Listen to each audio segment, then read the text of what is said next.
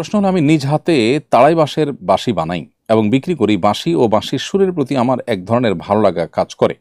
প্রশ্ন হলো, এই টাইপের বাঁশি বানানো এবং বিক্রির ব্যাপারে শরীয়তের কোনো নিষেধাজ্ঞা আছে কিনা।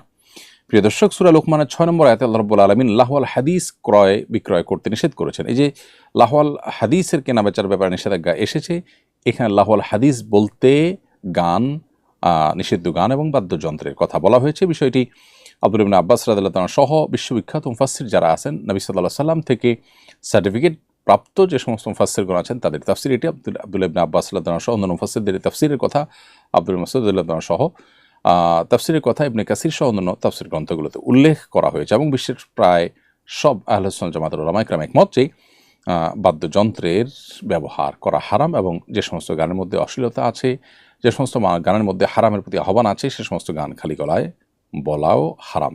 এমনিতে গানের কথার মধ্যে খারাপ কিছু না থাকলে সেটি খালি গলায় গাওয়াতে কোনো অসুবিধা নেই।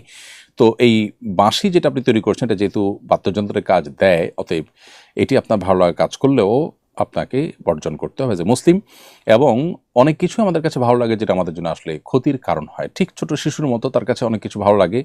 আগুন লাল জ্বলছে হয়তো মোমবাতির মাথায়, সেটাও তার কাছে কিন্তু ভালো লাগে, ধরতে ইচ্ছা করে, কিন্তু তার জন্য সেটি ক্ষতিকর